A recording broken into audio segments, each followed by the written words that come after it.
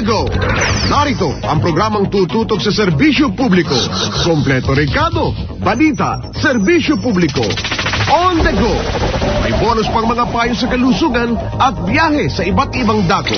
Samahan natin sina Gani Oro sa On the Go. Pilipinas, magandang umaga po sa inyong lahat. Magandang hapon. Hapon na pala. Hindi ko namamalayang hapon na pa ngayong araw na ito. Ngayon po ay araw ng Miyerkules. Nakaw, ang bilis ng araw, ang bilis ng panahon. Auno na po tayo ngayon sa buwan ng Abril, taong 2020. Ito po muli ang inyong lingkod, Gani Oro. At kayo po ay nakikinig pa rin sa palatuntunang On The Go sa impilang ito ng DWIZ 882 sa inyong mga radyo. Tayo po ay nagsasayang-papawid sa labas ng studio sapagat tayo po ay sumusunod pa rin sa community quarantine at kumakalap din tayo ng mga balita na nangyayari sa ating paligid. Ang palatuntunang On The Go sa DWIZ ay sumasa inyo po alas 5:30 hanggang alas 7 ng gabi ngayong araw nito ng Miyerkules. Dito pala tayo sa ating mga On The Go, balitang bago. On the go, mga balitang bago. Hatid ni Gani Oro. Sa ating mga tampok na balita ngayong araw na ito ng Miyerkules, unang araw sa buwan ng Abril, headline muna natin ang balita, Department of Labor and Employment may apila sa mga employers sa formal sector, gradual partial lifting ng ECO o ECQ sa April 15, inirekomenda ng DTI sa Interagency Task Force. Operating hours ng mga groceries, supermarkets, nais pahabain ng Department of Trade and Industry. Massive force quarantine, posibleng gawing case-to-case basis ayon kay General Galvez. Yan po ang mga aantabayan nating balita at sinusubaybayan din po natin itong nangyayari dito sa Quezon City. Nagkagulo po, nagkaroon ng tensyon sa isang barangay dito sa Lungsod, Quezon at ang mga tao humarang sa EDSA. Sumiklap po ang tensyon sa barangay Sitio San Roque ng Quezon City matapos magtipon-tipon itong marami pong mga residente dyan para magtungo sa kanilang barangay hall. Ang mga tao po, bit-bit ang mga improvised placards nila ay nagpapakita at nagpapahiwatig na sila ay nagugutom na at wala pa rin nanggagaling na ayuda mula sa barangay at sa kanilang mayor sa lugar na yan. Ano ba naman, mukhang tanging Quezon City lang po itong mga problemang nangyayari na ito. Kaya dapat siguro kumilos na po ang ating mga otoridad tungkol dyan sapagat dapat po inasa bahay itong mga taong ito. Hindi na nasusunod ang social distancing at mukhang hindi na po makontrol ng barangay at ng maging pamahalang lungsod ng Quezon itong mga tao na naglalabasan. Agad po silang pinagdadampot ng mga tauhan ng Quezon City Police dahil sa paglabag ito sa umiiral na lockdown, maliban sa hindi nasusunod nga itong social distancing. Ayon nga naman po sa mga residente, naglabasan sila para daw magpa-xerox ng kanilang ID at iba pang mga dokumento para dalhin sa barangay hall bilang paghahanda sa 5,000 hanggang 8,000 pesos na kanilang nababalitaan na ipagkakalob sa kanila ng pamahalaan. Doon po tayo nagkakaproblema mga kaibigan. Pagpapalaganap ng impormasyon at pag-manage ng mga tao. So, nananawagan po tayo sa lokal na pamahalaan at sa DILG na aksyonan din po ito. Baka hindi na kaya ng local government niyan sa Quezon City at ng barangay itong pagkontrol sa mga tao. Mangyari kung maaga-aga po ay kung mas binigyan ng impormasyon ang mga tao na hindi sila lalabas, ang barangay mismo dapat ang pumunta sa mga bahay nila, sa mga lugar nila, para dalhin ang anumang dokumento, dalhin anumang mga ayuda, ang food packs, ang suporta ng pamahalaan, ay hindi lalabas ng kanilang tahanan itong mga taong ito. Mga kaibigan, sa kabuuan po ng ating palatuntunan, ipapanood po namin sa inyo ang akin namang ginawang paglilibot-libot. At ito pong ating munting handog sa ating mga kababayan na maipagkaloob po sa kanila yung ating nakayanan na bigyan kahit papano po ng turmeric tea, itong Yamang Bukid Turmeric Tea, ang ating pong mga senior citizen. And with that, nais ko pong pasalamatan ang management ng Yamang Bukid Healthy Products na tayo po ay pinagkalooban ng magandang pagkakataon na mai-advance natin ang ating endorsement fee at ito po ay gawin na lamang product para ma-distribute po natin sa ating mga kababayan. And with that, makalipas lamang po ang ilang sandali, maaaring mapanood na po ninyo ito. Dangan nga lang medyo kami nagkaroon ng problema dito sa aming internet at sa aming computer. But in just a while, makalipas po naming maihatid itong mga ilang pagpapaalala natin, pati na itong potency, magbabalik po kami at mapapanood na po ninyo ang ating mga videos na kinuha dito sa labas ng studio, partikular sa bahagi ng Lungsod, Quezon. Magbabalik po tayo, makalipas ang ilang sandali. On the go sa DWIC. DWIC. At ngayon, nagbabalik ang On the Go. Balik po tayo sa ating palatuntunan on the go sa DWIZ. Oras po natin, mga kaibigan. Meron po tayong 15 minuto bago sumapit ang alas 6 ng gabi. Oras na hatid sa inyo ng Potency Forte. Tulungang patibayan ang inyong resistensya. Take Potency Forte. Bigandaan muna natin ang pag-uulat mula sa ating Metro Patrol. Metro Patrol. Report manggagaling sa ating correspondent mula sa lungsod ng Naga, Camarines Sur, si Melvin Machado. LGU daw sa Camarines Sur, nananawagan ng volunteer na tulong sa PDRRMO. Melvin, magandang hapon, marhay na hapon. Ay maray na hapon. Nananawagan na ngayon ang galawin ginagsaban sa mga medical personnel na pwedeng maging mga frontliners sa kapatid sa pagtaas ng pinang at mga parang sisit na COVID-19. Sa ngayon, nag-umpisa na ang kapalakisan sa Pagkakasyon ng medical frontliners na magkatuwang ng provincial disaster Southfield at incident management team. Magdahanda na rin naman ito sa isolation area para sa mga person ang monitoring at keep facility para sa positive patient. Ang LCC Report is ang nurses, medical physicians, pharmacists, assistant staff, at sanitary services. At kapalang lungsod na Naga ay doon na mga pinagir sa kapitid na ngayon ng management team. Wala sa Naga City at Sur, Melvin Machado, ng bilang ay photo lakas, kita nilang day. Metro Patrol. Maraming salamat, Melvin Machado, ang ating reporter po naman, correspondent, mula dyan sa lungsod ng Naga, Camarines Sur. Narito pa ho ang karagdagan nating mga pagbabalita. Metro Patrol. Alright, tuloy-tuloy po tayo. Meron po lang tayo na 10 minuto bago sumapit ang alas 6 ng gabi. Pasensya na po. Medyo nagkakaroon tayo ng technical problem sa pagkakataong ito. Hari naman, hindi na COVID-19 itong ating signal. Balikan na po natin ang pag-uulat mula sa lalawigan ng Rizal. Magre-report si Tata Ray Avelia. Metro Patrol. Patrol, Ray Avelia, magandang hapon. Okay, maraming salamat po sa inyo lahat diyan. Talagang ganyan talaga, trabaho tayo, bossing. Anyway, The tayo show must go on. Opo. At kakaroon ng technical problem tayo po. Anyway, bossing tayo nakapag-unayan dito sa Market sa Master nga at regarding nga dito sa pagtaas ng presyo patron na sa binangunan na Rizal At kanina nakakuha tayo ng mga halagang presyo sa pangangailangan natin mga ginanantanan. Sapagkat ang bangos po ngayon ay dating 150, ngayon 190 na po sa inyong kalaman. Ito po ay bantay presyo natin sa market po. Walang tilapia po naman, dating 130, 160 na ngayon. So 30 pesos po ang bali at tiras po natin ngayon.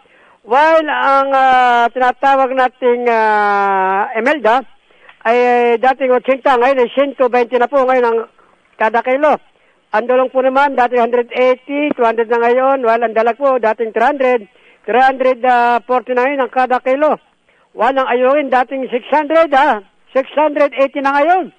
While ang biya po naman dating 400, 420 na ngayon ang kada kilo. At ang karpa naman ay dating 80, 110 na ang kada kilo. While dito sa gulay po naman, ay bali tumaas din ang talong po, dating 50, ngayon 80 na ang kada kilo.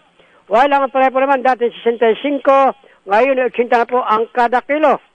While ang carrot po naman, dating 80, 110 na po ang kada kilo.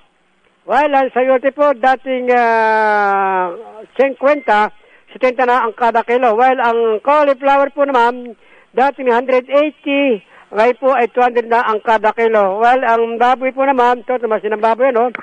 Ang yem po ay 220, ngayon 230 na po ang kada kilo. While ang buto-buto po naman, dati ng 180, 190 po ang kada kilo. While sa baka naman, ay stable po ang presyo.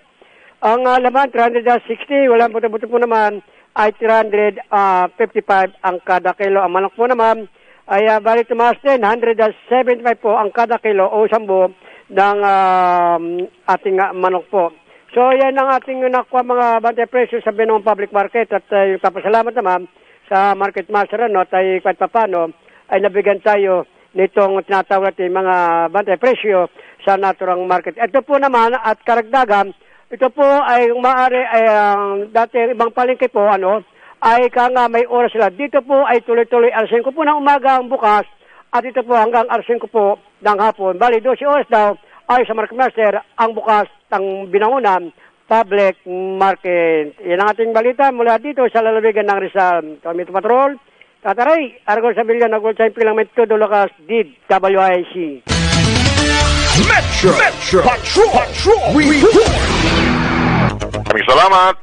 Thank you, Tata Ray Abella. Sa pagkakataong pong ito, sa panahong ito, uso po ang sakit. Tulungang patibayan ang inyong resistensya. Take Potency Forte. Potency Forte has 1,000 mg of vitamin C in 8 hours. Time release that helps increase immunity. Ascorbic acid is the generic name of Potency Forte. If symptoms persist, consult your doctor. Bigyan naman natin ang report ngayon mula sa isa pa nating Metro Patrol. Mag-uulat naman sa atin si July Pudok. Metro Patrol Report. July Pudok, please come in. Yes, Danny. Tuloy pa rin itong pwersa ng Philippine National Police o your police visibility dito sa bawas barangay ng San Jose del Monte City.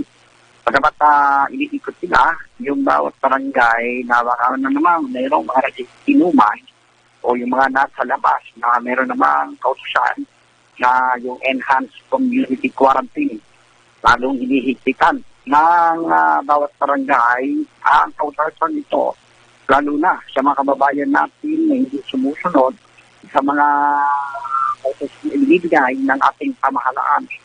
Kaya paikot-ikot ang mga police, mobile patrol. Bisa nakita ko pa yung isang truck ng Philippine Army na umikot rin patungong tungko kaninang umaga. So, din yung mga barangay tanod at iba't ibang mga miyembro sa mga law enforcement dito sa San Jose del Monte, Bulacan. Ito, Metro Patrol, Julie Pudok Kagulas, sa ipilang Pagdulacan, DWIC. Metro Patrol Report. Alright, okay, eto na ang ating mga video. Go, go, go, go! Kung wala pa rin, ito muna ang karagdagang mga tampok na balita o mapilang Department of Labor and Employment sa mga employers sa formal sector na magsumiti na ng report para maasikaso na ng ahensya ang pagbibigay ng ayudang pinansyal sa mga manggagawang apektado ng Enhanced Community Quarantine sa ilalim ng COVID-19 Adjustment Measures Program. Ayon sa Department of Labor o DOLE, hanggang kahapon, March 31, ang field monitoring ng ahensya nakapagtala lamang ng mahigit 630,000 na manggagawang apektado ng lockdown matapos magsara pansamantala ang mga pinapasukang kumpanya o nagpapatupad ng flexible work arrangement mula sa mahigit na 15,000 establishment. Sa nasabing datos, nasa mahigit na 163,000 ang mula sa informal sector. Ipinapatid din ng Department of Labor na nakapagpalabas na sila ng 160 million pesos na tulong pinansyal sa mga apektadong mga manggagawa. Nilinaw naman ng Department of Labor na ang nasabing cash aid ay bukod pa sa ibibigay na tulong ng DSWD na 5,000 pesos hanggang 8,000 pesos sa ilalim ng Bayanihan to Heal as One Law. On the go sa DWIC.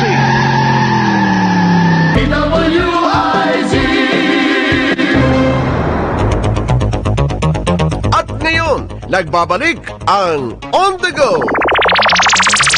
On the go sa DWIZ, tuloy-tuloy po tayo sa paghahatid ng mga tampok na balita.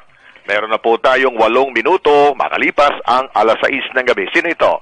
Pasok muna, Idol. Sino to? Red. Pasok muna, Red. Red, pasok. Sino yun?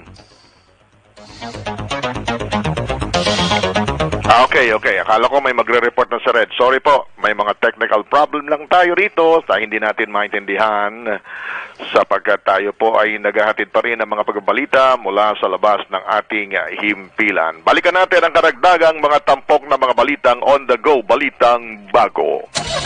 On the go! On the go! Mga balitang bago. Hatid ni Gani Oro.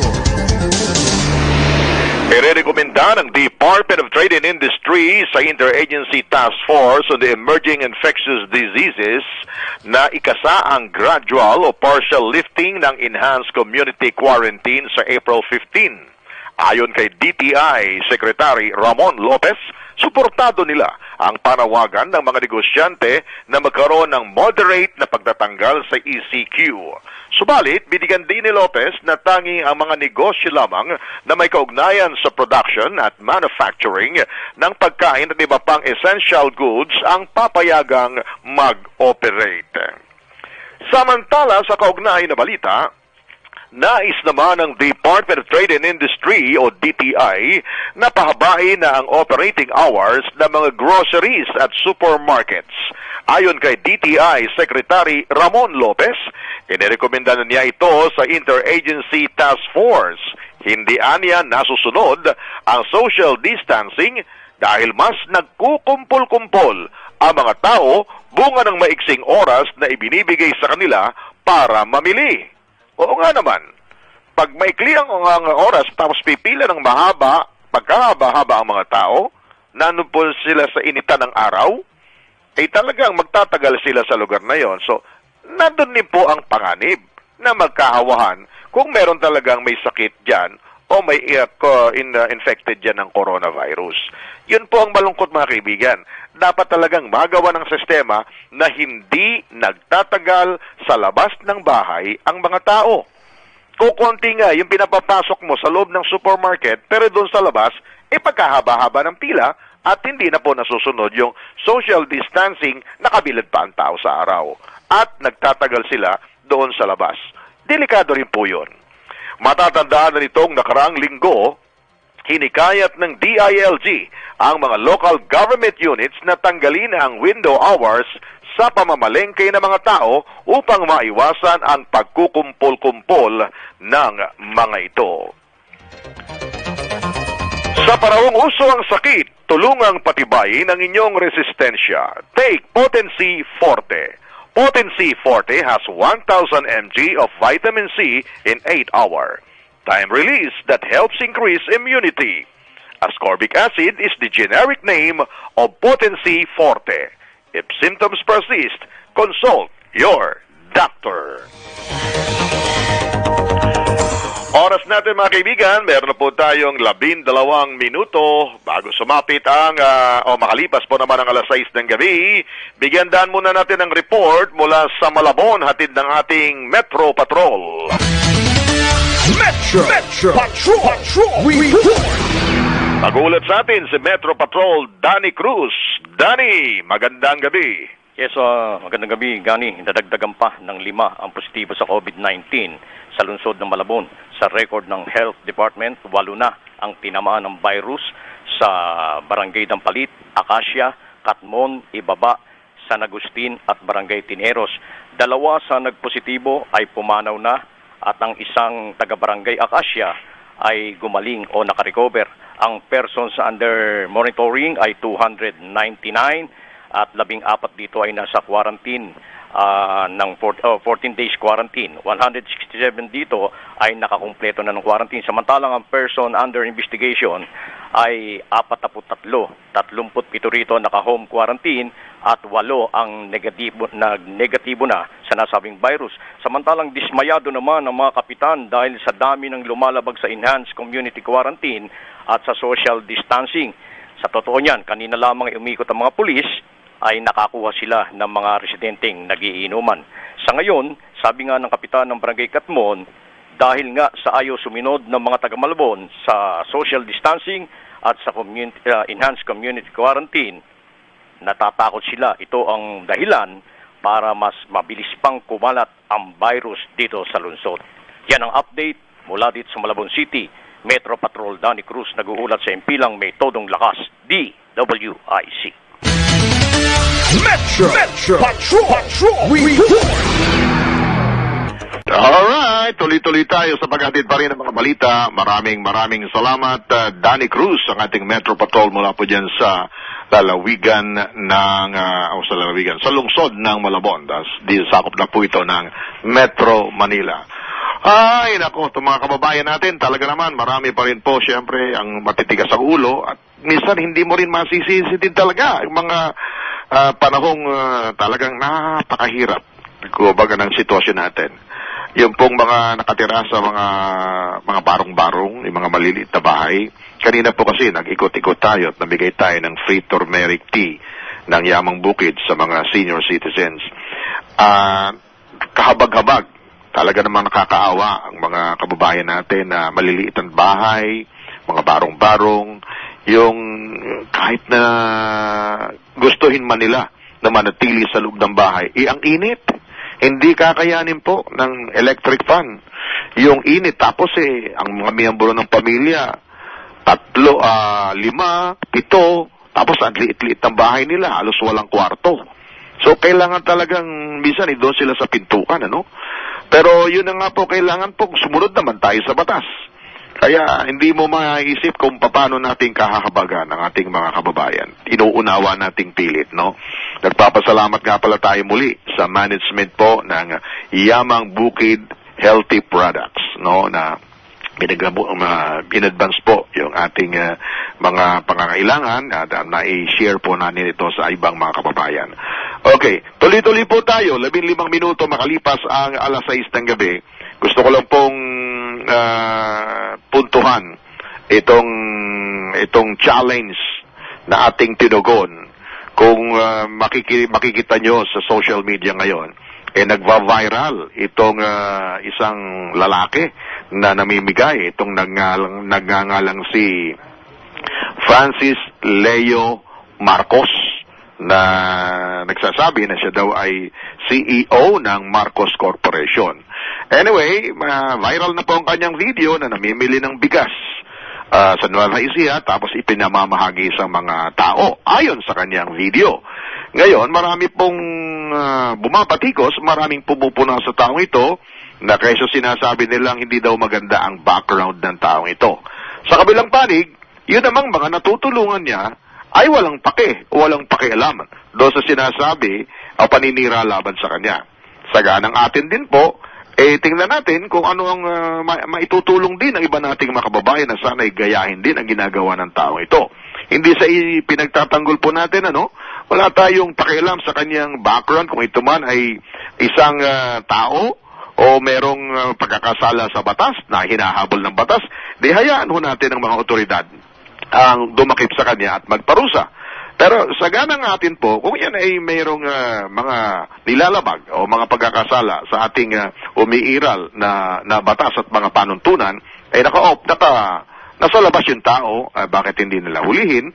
Kung may kaso, ay bakit hindi nila arestuhin ito? At kung wala naman, ba't hindi nila kasuhan? Ang punto ko po rito mga kaibigan, kaya kinol ko ang kanyang challenge na magbigay din sa mga tao, ay hindi yung background ng isang tao, kundi yung kanyang mga ginagawa sa pagkakataong ito. Na tama naman na magbigay, dangan nga lang siyempre kailangan pong sundin natin ang umiiral na mga patakaran ng ating pamahalaan. Ano? Ang pagbibigay ay dapat hindi tayo nagpapapunta ng tao sa labas ng marami para pumila ng pamila. Lalabag po tayo doon sa social distancing na patakaran. Ngayon, kung tayo po ay makakuha ng barangay pass, no?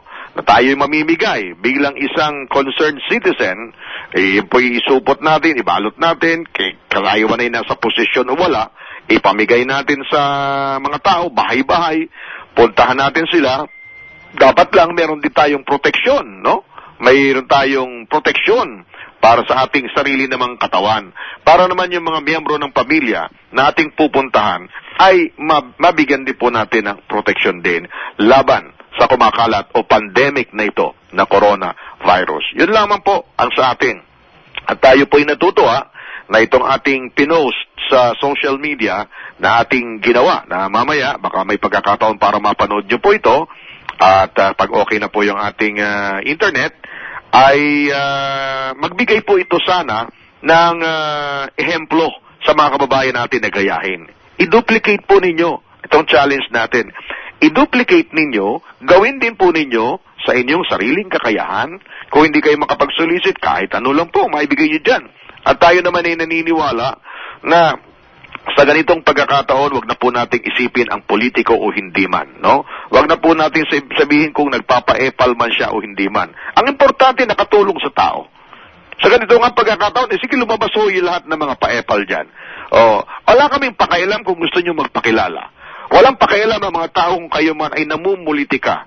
Ang gusto po ng mga tao ngayon, magkaroon ng bigay na suporta sa kanila sapagkat sila po'y hirap na. Nagugutom na. Pupunta ka sa supermarket, pagkahaba-haba ng pila, may pera ka man, hindi mo naman mabili. Wala ka namang mabili. Pagkatapos, may darating po na supply galing sa barangay, 2 kilong bigas. Sa loob ng 1 linggo, magkakasya ho ba yung 2 kilong bigas? Well, salamat po. Ipagpasalamat natin, dumarating po yan. May darating na ilang kilo dyan, o ilang 2, 3 latang sardinas. Kailan po? Saan makakarating po yun, mga kaibigan? So, kulang na kulang talaga. Kailangan ng dagdag na suporta ng ating mga kababayan at tayo po ay natutuwa na may mga ilang pribadong sektor na nagsisika po na magtulong-tulong para ibigay po sa inyo ito. At sana po ay yung mga kababayan natin, sumunod po tayo sa mga ipinaiiral na mga regulasyon ng ating pamahalaan. Pero on the other hand, nakikisuyo din po tayo doon sa mga nagpapatupad ng community quarantine, no? Sa barangay at sa mga checkpoint, maging makonsiderasyon naman po sana tayo. Bigyan din natin ng konsiderasyon yung pagiging makatao natin. Malaking bagay po yan, mga kaibigan, no? At malaking mga pagkakataon po yan na tayo po ay nagtutulungan. Oras natin, meron po tayong 21 minuto makalipas ang 6:00 ng gabi. Oras na handog sa inyo ng Potency Forte. Tulungang patibayin ang inyong resistensya. Take Potency Forte.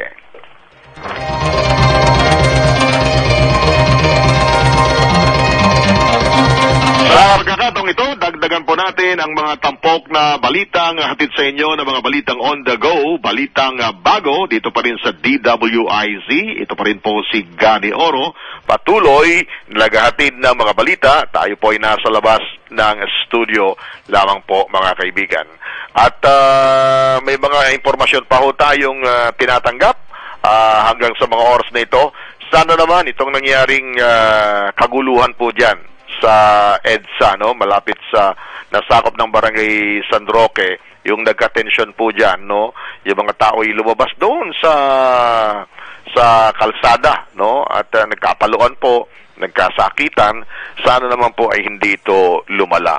Yun pangamba ng iba na baka magkaroon ng chaos o baka magkaroon ng pagraransak ng mga tao, ay kaya pong pigilin ito. Basta't po ipaira lang po natin ang pagiging makonsidera natin at yung sanang ayuda mula sa ating lokal na pamahalaan ay mabilis na maibaba.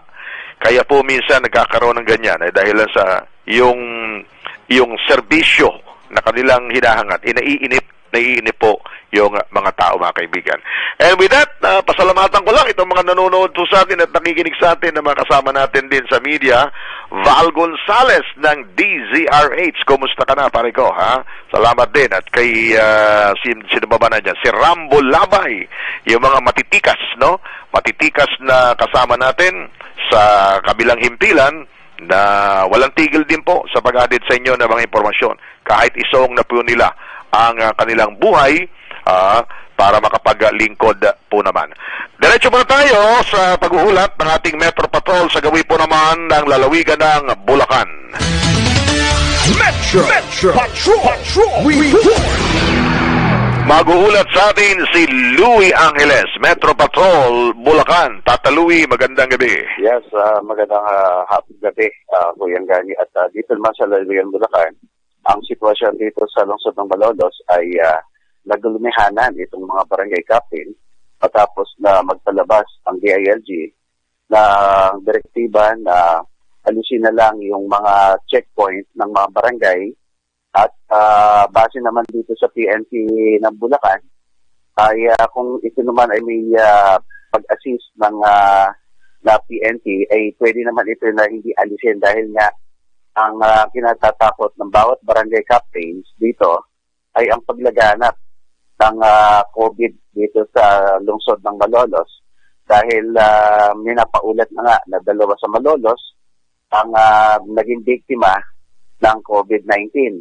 Subalit ayon dito sa grupo ng mga kapitan na nakapanayam ng Metro Patrol ay sana naman ay maunawaan ang pag-iigpit na ginagawa nila ng total lockdown dahil hindi man nila pinababayaan yung checkpoint dahil ipinusuri nila mabuti yung mga tao na pumapasok sa kanilang barangay dahil kung hindi nakabarangay, hindi ito pinapapasok kung ito may katransaksyon ng mga negosyo, ay abutan lamang ang pinagagawa nila doon sa area ng checkpoint.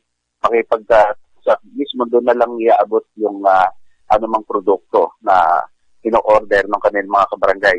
Subalit dito sa kahabaan ng MacArthur Highway ay doble sigurity ang ginagawa nga ng PNP, Philippine Army, at ilang mga volunteer groups na tumutulong. At nagpapasalamat nga itong PNP Bulacan, ni Police Colonel Kahite, na kung saan ay talagang maraming mga suporta na mga NGO at mga negosyante sa ating mga kapisan para makapagbigay tulong sa pag-ayuda dito sa mga nagaganap na checkpoint sa buong lalawigan ng Bulacan. Ilang mga ating sitwasyon mula rito sa Bulacan, Metro Patrol, sa Bulacan din ang Metro Lakas, DWIC. Metro Patrol Report. Maraming salamat, Louie Angeles, ang ating Metro Patrol sa Bulacan. Makikiusap lang po ko sa mga kababayan ho natin na nanonood sa atin sa social media.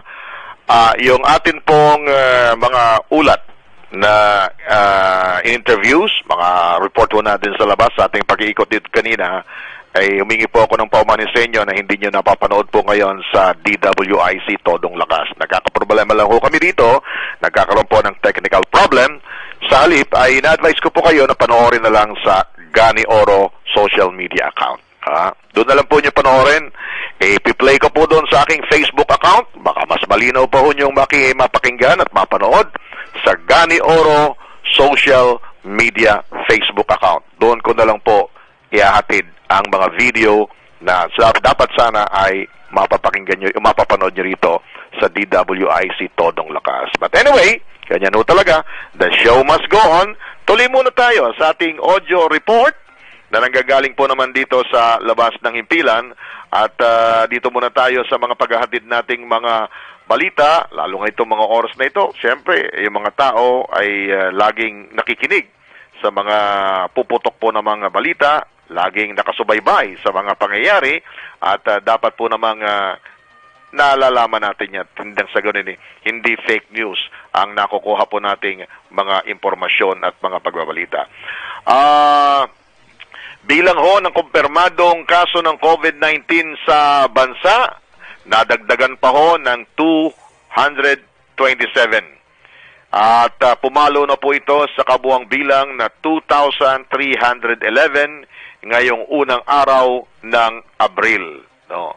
So ito po ang COVID-19 update natin as of April 1, as of 4 p.m. Confirmed cases ho natin ay 2,311. Ang mga namatay, 96. Ang mga nakarecover, 50 katao. Ay, nako. Umapila naman ang Department of Labor sa mga employers sa formal sector na magsumite na ng report para maasikaso na ng ahensya ang pagbibigay ng ayudang pinansyal sa mga manggagawang apektado ng Enhanced Community Quarantine sa ilalim ng COVID-19 Adjustment Measures Program. At yan po ang mga dapat nating ipaalam sa taong bayan. Alam nyo, medyo nagkakalituhan po ang ating taong bayan.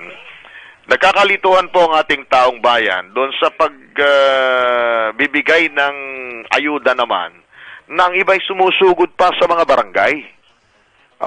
Lumalabas tuloy po na sometimes mas mabilis pang kumalat ang chismis kaysa sa coronavirus. Na pag may nagsabi ng isa, sugod tayo doon, kailangan natin mag-fill up ng form sa barangay, sugura naman yung mga tao doon sa barangay hall na may nagsabing isa. Hindi nila alintana yung mga patakaran na ipinututupad na dapat hindi lumalabas ng bahay yung mga tao. Well, sa kagustuhan po yan na kagustuhan po naman ng tao na makakuha sila ng anumang suporta o ayuda na kanilang matatamasa sa ganitong pagkakataon. Okay?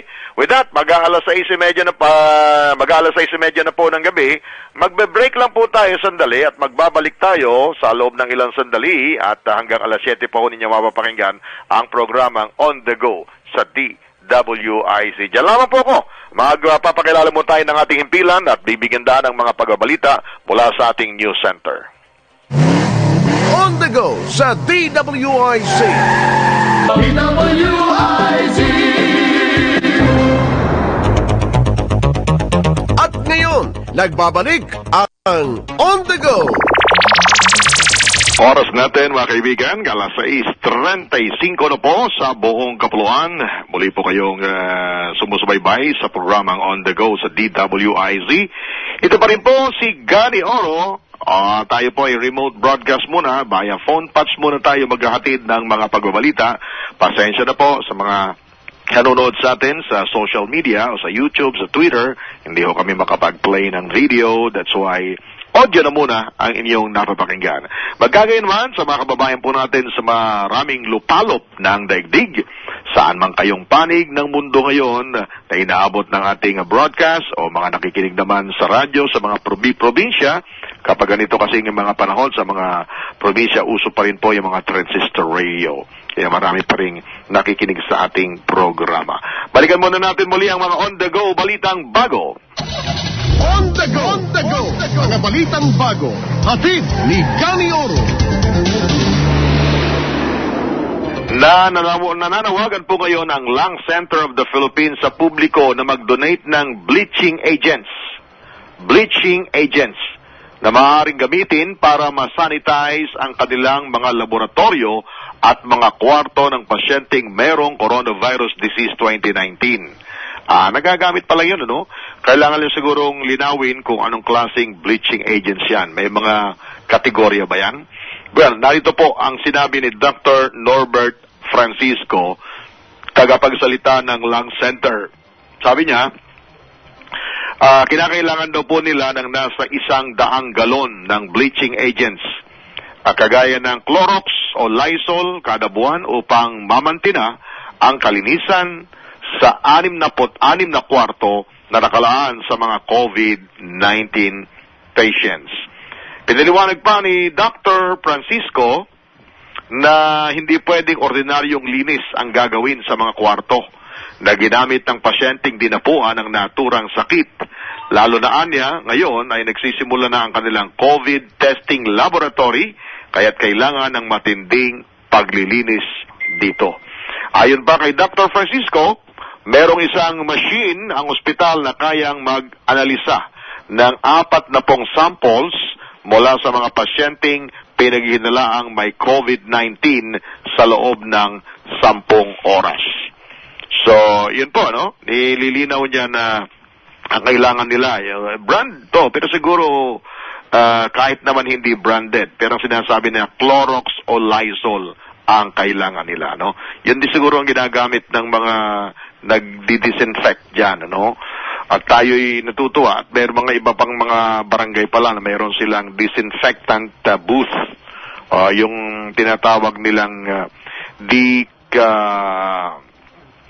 para pagpapasok ka doon ay hindi ka o kumbaga malilinis ka, kung may virus ka matatanggal, ano? Decontamination.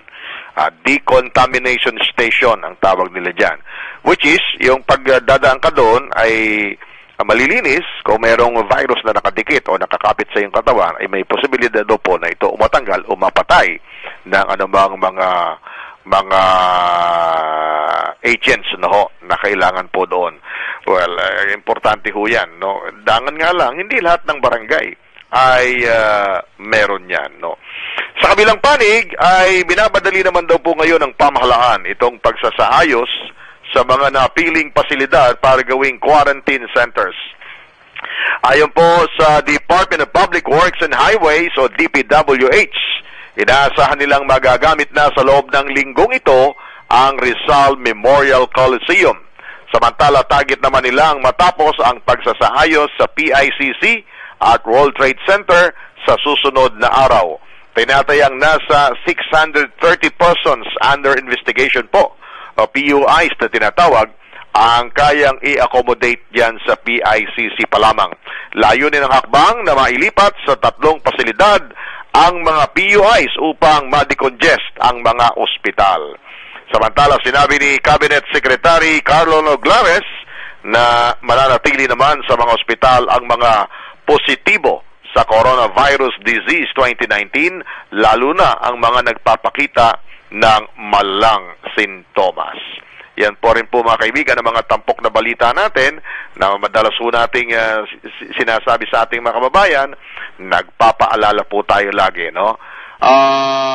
Okay, dito muna tayo at para maibigay po natin itong mga karagdagan pang mga pagbabalita at ang mga nais po nating ihatid sa ating mga kababayan.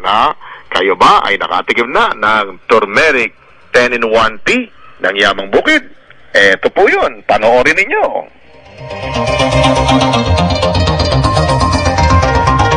Mga kaibigan, dumarami na po ang kaso ng coronavirus sa buong bansa. Siguraduhin ligtas tayo mga kababayan.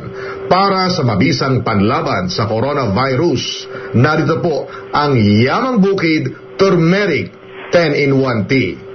Alam nyo ba na ayon po sa maraming pag-aaral ay mabisang pampalakas ng resistensya ang turmeric o luyang dilaw dahil sa laman nitong curcumin na nakakapag-enhance ng antibody responses sa ating katawan?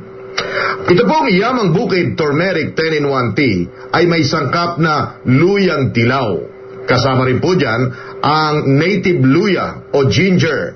Meron din po itong sangkap na lemongrass, pandan, lagundi, banaba, sambong, ang napakasustansyang malunggay, peppermint at gainura prokimbins na mabisa pong panlaban sa sakit at pampalakas ng resistensya. Ito rin po ang nag-aalaga ng boses ng inyong lingkod. O, saan ka pa? Dito ka na sa Turmeric 10-in-1 tea ng Yamang Bukid. Available po ito sa mga malls, supermarkets at inyong suking tindahan. Mabibili rin po ito sa Lazada, Shopee o Facebook. I-like lamang po ang Yamang Bukid Healthy Products o sa Facebook at i-follow naman ito at Yamang Bukid sa Instagram at Twitter at bisitahin po ang kanilang website sa www.yamangbukid.com. Tikman nyo! Umahagod sa lalamunan. Ito ang nag-aalaga ng boses ni Gani Oro. Mga kababayan, Abril 1 na po ngayon. Nasa pangatlong linggo na po tayo ng enhanced community quarantine dahil sa banta po ng pandemic na COVID-19 sa ating kalusugan. At nagpapasalamat po tayo dahil kahit papano po may tulong o ayudang pantawid gutom na binibigay po ang ating pamahalaan sa pamagitan ng ating mga LGUs. Subalit alam po nating hindi po makakasapat ito para sa mga pang-araw-araw na pangangailangan ng mga pamilyang nagugutom. Gusto ko nating papurihan ang ating mga pribadong sektor, yung mga pribadong tao, depende sa kanilang kapasidad.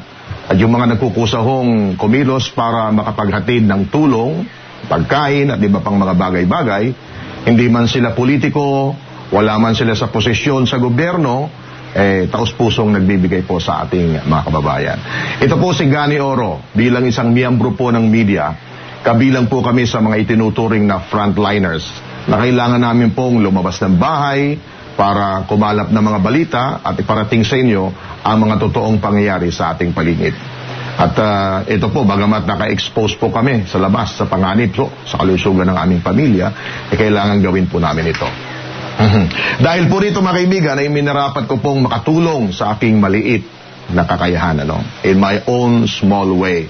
Naisip ko pong kausapin ang management ng Yamang Bukid Healthy Products.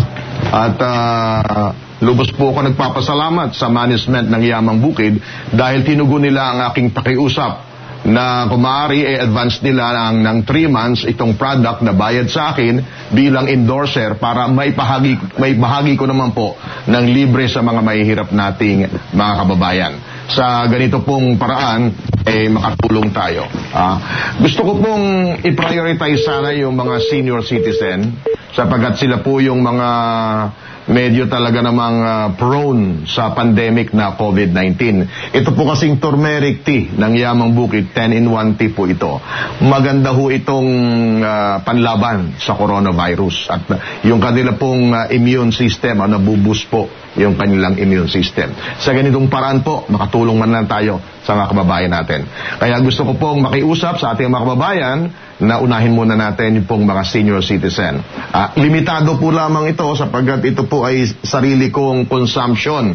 Pero kung ito po ay gagayahin din ng iba o i-duplicate kahit ano pong produkto, kahit ano sigurong makakain o pakikinabangan ng ating mga kababayan, i-duplicate na lang po itong ginagawa natin.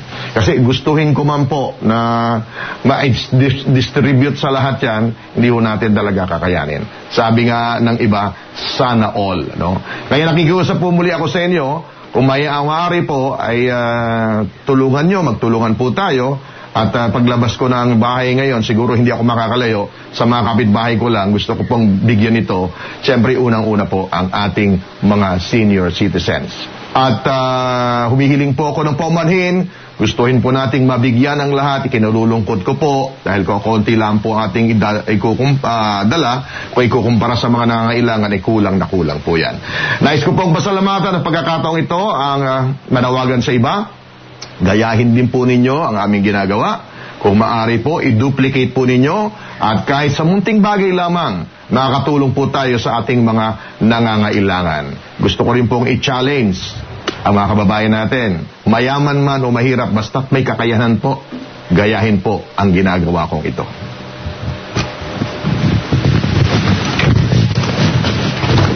Si Gani Oro sa On The Go sa DWIZ. Kaibigan, narito po ako sa isang lugar sa Quezon City at sariling effort po natin ngayon na mabigay ng turmeric 10-in-1 tea. Nirequest ko po sa Yamang Bukid na yung aking pong ina-advertise na ini-endorse sa radyo na turmeric tea, i-advance na po nila yung para sa akin. yung parang bayad po sa pag-i-endorse ko. At nakaipon po ako ng ilang box na ito at pamimigay natin ngayon sa mga senior citizen. Nakikiusap po ako, unahin po natin ang mga senior citizen na mabigyan ito. Bawat bahay po na may senior citizen, bibigyan po natin ng isang box ng Iyamang Bukid free sa mga senior citizen. Huwag po kayong lalabas ng bahay. Pupunta po kami sa tapat ng inyong mga pintuan at iabot po namin sa mga senior citizens itong Iyamang Bukid. I-duplicate na rin po ninyo mga kaibigan sa mga kababayan po natin. Kahit na hindi turmeric, pero mas maganda kung turmeric po pamigay nyo. I-duplicate nyo po itong ginagawa natin. Kahit hindi kayo mayaman, kahit ordinaryong tao lang po kayo, magagawa nyo po ito. Basta't bukal po sa inyong puso mga kaibigan. So, mamimigay tayo sa isang lugar dito sa Quezon City until supply last. Sana po itong challenge natin may gumaya rin po na gawin ito para dumami po ang mapagkalooban sapagkat limitado po itong dala natin ngayon sa ilang mga senior citizen dito sa Quezon City. Ito po si Gani Oro, gusto pong makatulong, gusto pong makapaglingkod sa ating sambayanan. Habol po tayo dito, dire-diretso na po tayo. Huwag mo nang patayin yan. Mamimigay na po tayo dito mga kaibigan. Bakit tayo sa inyo? Dad, dito po muna kayo. Yung bag ko po na sa harap. Sino pong senior citizen dito? Ito po, isa po para sa senior citizen. Senior citizen po. Sino senior dito? O, pasok ko kayo. Pamigay tayo sa mga senior citizen po. Unahin natin, Tormeric. Ayun o, sa una. Senior ako. Mauna ka bunso. Senior citizen, mauna ka bunso. Ayan. Mauna ka mama. O, dito papi. Senior. Senior. Ay, senior daw. Senior lang po. Senior. Senior lang po. Dito po ata may tiyatawag po. Senior. Ayun. Yun po. Dito raw meron. Timpla niyo po yan ha. Isang sachet, isang... Sige, kahit ibigay na lang sa kanya. Umaga po, isang sacheta, mainit na tubig. Ang laban ho yan sa coronavirus. Ito si nanay po, si nanay. Nanay, senior po. Para po. Maraming salamat po. Ayan po, Huwag kayong lalabas sa bahay. Huwag kayong lalabas po. Huwag kayong lalabas. Senior lang po, senior. senior po, senior. Sino po senior dito? Senior na po kayo. Meron po kayong turmeric immunity. Ingat po kayo. Mag-mask kayo pagka lalabas po kayo ha. Ingat po kayo. Salamat. Senior po, Nay. O para po sa inyo, turmeric 91P, o kitiglan niyo po sa umaga. Okay, para po sa senior. Senior po. Sa takip. Sa virus. Salamat po sa virus yan, Nay, ha? Senior lang po ito, senior. Senior. Ay, senior po dyan. Doon po sa kabila. Senior lang po. Ay, senior. Senior. Senior lang po. May senior dito, si Ate Isabel Resumadero. Senior po. Salamat po. Ate Isabel! Wala ako ba? Ako na lang sa tambak mo. Senior po. Salamat po. May senior po. Ah, senior. Senior. 56 pa lang ako eh. Kunti pa.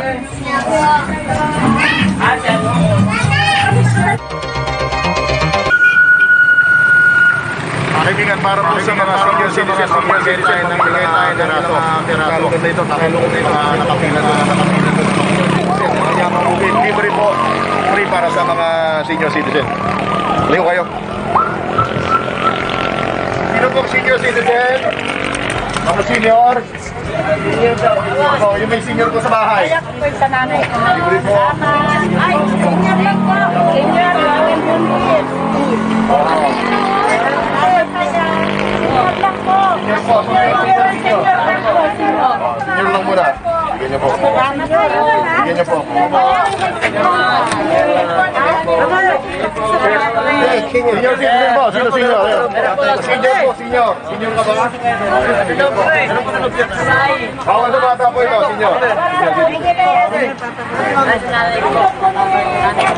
Senior, senior po. Asan po tatay niyo? Nanay ko po. Okay. Salamat po. Limitado lang po yan. Pero pag dinuplicate ng iba, gayahin lang po ng iba yung ginagawa natin. Makakatulong po tayo. Salamat po. Hey, nanay ko, te. Kabili na to.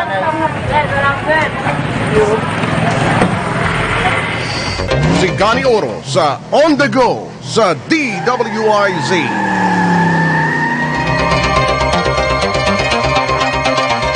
Alright. So maraming salamat po kahit pa paano na kumbaga nakatulong po tayo sa ating sambayanan. Humingi lang po kami ng paumanhin talaga sa mga kababayan natin na hindi po lahat ay pwede nating mapagbigyan. Talagang ganun po.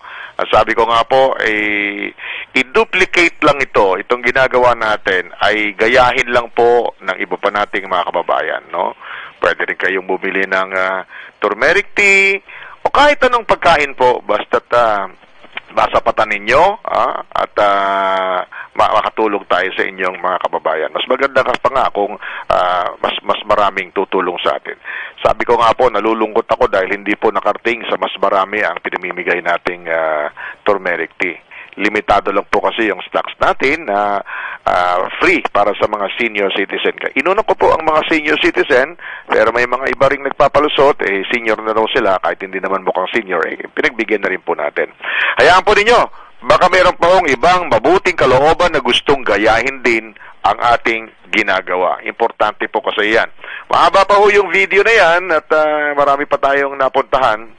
Dangan nga langan na hindi na natin ma-i-play sapagkat medyo nagkakaproblema ho tayo dyan sa ating player sa ating social media. But anyway, papasalamat ho tayo sa mga nakasama natin, yung ating mga kaibigan, si Ate Selly Ramirez at si Ate Belen Subalnap at ang mga kasama pa natin na tumulong po sa atin dyan, kay Gina Mercurio ng Barangay Kaligayahan, kay Geraldine Go ng Barangay Santa Lucia.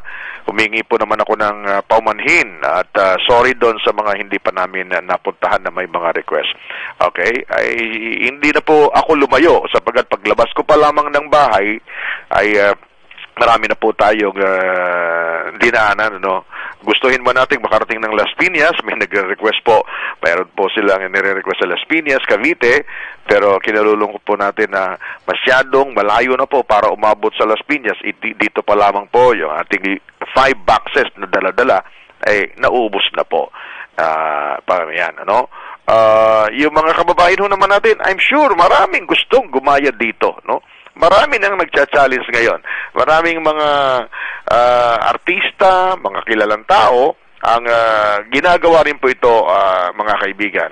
Kaya sa kanilang kapasidad, sa kanilang munting nagagawa, may kanta nga si Michael Jackson, In Our Small Way. Okay?